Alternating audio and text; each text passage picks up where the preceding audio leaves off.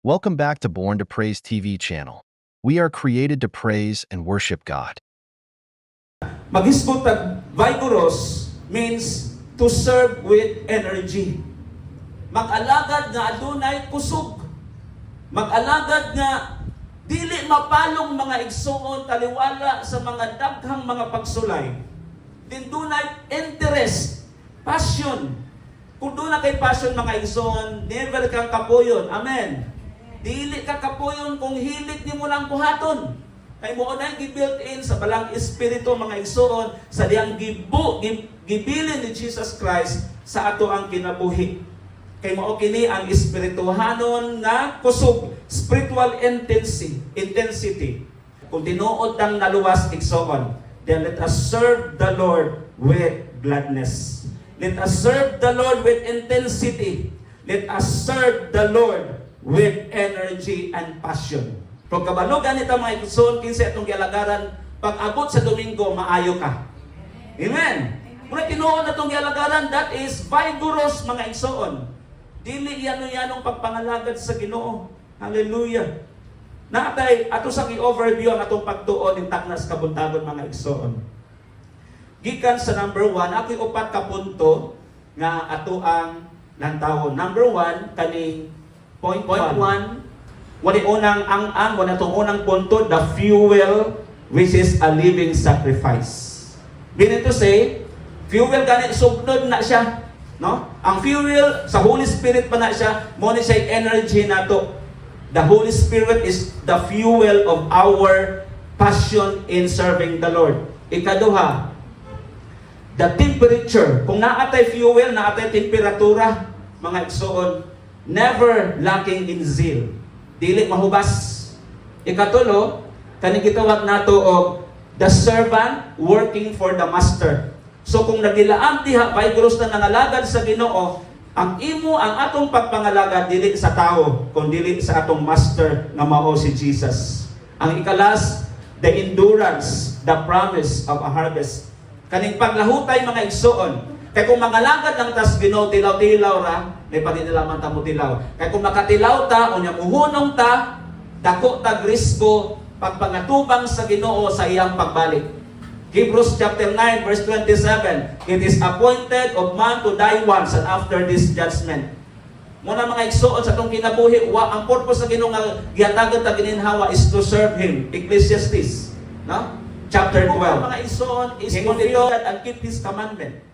Mo niyang gisulti sa Ecclesiastes mga igsoon. Atong sugdan, kining unang nga puntos mga igsoon, aron nga maset ta sa on fire ang atong pagpangalagad sa Ginoo nga mao ni tawag sa Dios sa vigorous na service. Una mga igsoon, giingon diha sa Colosas, dili Colosas, sa Romans chapter 12 verse 1. Sa gisulti diha sa Romans chapter 12 verse 1, kaning gitawag natog the fuel, a living sacrifice. Verse 1. Usa mga igsoon, tungod sa dakong kaluoy nga gipakita sa Dios kanato, take note kanato ha, di ra kanako.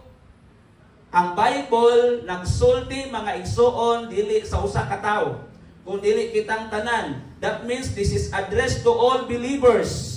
Kay ang mga unbeliever dili ko na mo submitar sa kabuton sa Ginoo. Namabata diha.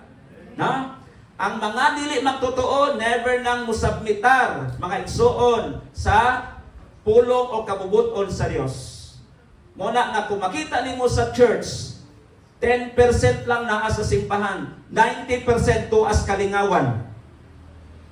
But salamat sa Ginoo, ngayon kong gipili ang Dios karong adlaw. Aron ma-fulfill ang Romans chapter 12 verse 1. Amen. Matag lingkod nato dinhi mga igsoon, matag yang pungad nato dinhi sa tong pastor. Dili pastor imong gi-worship. Ang pulong ay imong gi-worship nga mao ang Dios sa this day sa John chapter 1 verse 1. Then kung sige mo lantaw diri namo, mapuling gyud mo. Kaya nga naman, moro gyapon imong naong, mapulaan mo. Pero kung nagtutok mo ni Kristo, nga maoy inyong gihalaran, may atong gihalaran, diha panahon sa itong panagtigong pagsimba, muna gisulti diha sa Romans chapter 12 verse 1. Ato ning hanayon pag-ayo mga igsoon. aron masabtan nato nga parangan mag-set para ma-set on fire tas pagpangalagad sa Ginoo, hapit na mo balik ang Dios. Naa na ta sa last days. Naa na ta sa last days mo nang dapat mga igsoon karong panahon na akong giisulti mga igsoon nga kung ang ato abang kinaiya, kung ang atong attitude, ang atong pagpangalagad sa Ginoo, parehas sa gyapon sa milabayan 2024, 2025 o karon 2026 na. Tuig ra nang nabag-o igsoon. Tuig ra gyud ang nagbago. Kay karon ang ato ang mga attitude sa pagdaig sa Ginoo, mao ra man gyapon wala na improve. Nakana ba tay assessment sa tong kaugalingon? Di ba? Dapat naatay room for improvement mga igsoon. Tanawan na Romans chapter 12 verse 1. Ibalik na ko, palit ko slide. Okay, darahan. Busa mga igsoon, tungod sa dakong kaluoy, gikaloy-an ta sa Dios. Amen. Kinsa gikaloy-an sa Ginoo. Ang tanang gikaloy-an mga igsoon, hallelujah, mo response na sa Dios. Mubalos na sa Ginoo, tanan nga gikaloy-an. Kay kung wata kaloy, hakbay ratang gipamuo. Amen ba? Hakbay ratang nawala ni kalimutan na kung wata kaloy. Muna nga, tungod sa dakong kaloy nga gipakita sa Dios, bisan tuod di ta ngayon mga igsoon, bat palangga ta sa Ginoo nga naman, tungod kay naglantaw siya sa ato ang kinabuhi. Muna niingon si Apostle Paul, hangyoon ko kamo sa pagtugyan sa inyong kaugalingon ngadto sa Dios. Asa din nato itugyan atong kaugalingon? Adto sa Dios. Kay kung gitugyan nato atong kaugalingon ngadto sa Dios mga igsoon, ang atong pagpangalagad magdilaab. Amen. Muna set on fire, magdilaab mga igsoon. Magdilaab. Pagtugyan sa inyong kaugalingon ngadto sa Dios, ingon nga buhing halad. God will never accept an offering with His dead offering because of sin. Dili mo dawat ang Dios mga igsoon sa mga patayng halad tungod sa sala. Kay kita tanan nangamatay ta tungod sa sala. Hindi nato tugutan mga igsoon nga sa atong paghalad puno ta sa sala. Tungod kay God will never tolerate sin. Usahay manggod mga igsoon ang makapalupwarm nato, ang makapababa sa atong intensity sa pagpangalagad sa Ginoo kanang SIN. Sala. Kabantay mo mga igsoon nga di nato ma-feel panahon nga mo-worship ta ang presence ni Lord. Why? Because naay nakabungaw, naay nakababag. Naay mga butang di nato masugilom sa Ginoo, naay mga butang nga dili nato ma-repent sa Ginoo, mubalik na sa atong worship. Hello, namo ba ta diha? No? Medyo halang-halang ang pulong sa Ginoo, pero unsa man mo may tinuod. Dili nato matugyan ang buong-buong mga igsoon, walay pagtugyan sa atong worship nganuman. Tungod kay dili buhi ang atong gihalad. We are deep in sin. Patay ta sa sala. Manang watay gana igsoon.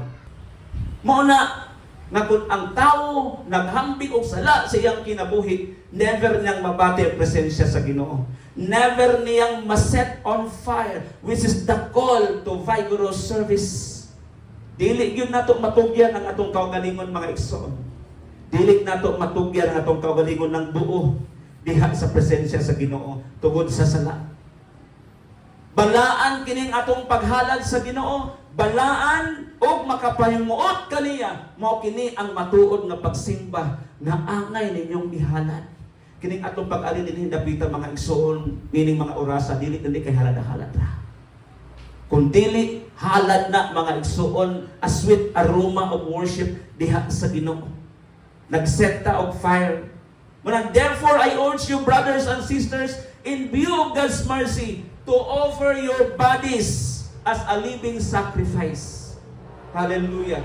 Dili nato mga igsoon, dili ta makaserve og kusgano nga pag-serve, mainiton nga pagpangalagad sa Ginoo kung partial lang ta. Kadang partial, that is 50% lang. Ang atong lawas 50% na adres sa church, ang atong una-una tuwa sa gawas, that is 50%. That is partial mga igsoon. Dapat i-offer nato ang atong pagsimba, ang atong lawas diha sa Ginoo, atong lawas as a living sacrifice mga igsoon. Hallelujah. Tanawa ang gisulti sa Exodus chapter 29. Sa panahon mga igsoon nga maghalad sila. Sa panahon nga ilang gihalad mga igsoon, literally naghalad sila mananap para nga mapasaylo ang ilang sala. Aron nga madawat sila diha tubangan sa Ginoo sa panahon nga maghinulsol sila, muhalad sila mga igsoon ang mananap ilang ihalad. Tanawa sa Exodus chapter 29 verse 18. Muna ang ilahang ritual sa unang panahon. Sa wala paghihalad si Jesus Christ, sunuga ang tibuok karnero diha sa halaran, ingon nga halad. Usa kini kahalad nga sunugon alang kanako ug may kahumot nga makapahimuot kanako. Wala paghihalad ni Jesus Christ ang bugtong anak sa Dios. Kabalo ka kung sa ilang ihalad, mga mananap. Nagpatulo sila ang dugo. Then, ang halaran nila mga igsoon, bali ng pagkalangsaha tungod sa dugo. Kay ngano dito mahimuot si Lord sa dugo, dili sa lawas sa mananap. So nakikita mo na ito, pagpaagas sa dugo, kay when there is shedding of the blood, there is forgiveness. No? This reconciliation, mga igsoon. Muna gibuhat sa mga karaang panahon sa daang tugon, mga igsoon. Then karon kung wala pag i-offer ni Jesus ang iyang lawas as a living sacrifice, do you think wala tayo forgiveness? Munang dapat, kung wala tayo forgiveness, ang atong pagpanglagad, light ra gyud. Kita na to? Ang atong level sa pag-serve sa Ginoo, diha na gyud pirmi usa ka level ra man ta makabot sa usa ka level. Kaya naman walay forgiveness, walay reconciliation nga in fact si Jesus Christ pagkamatyan niya 2,000 ka tuig ang nilabay.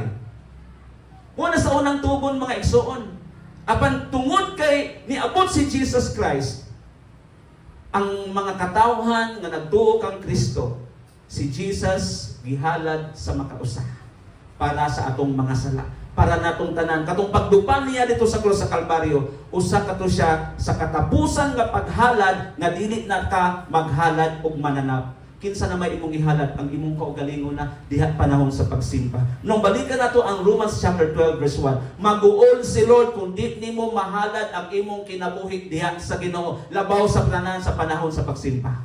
Watching. Don't forget to like and subscribe. Born to Praise TV channel. God bless.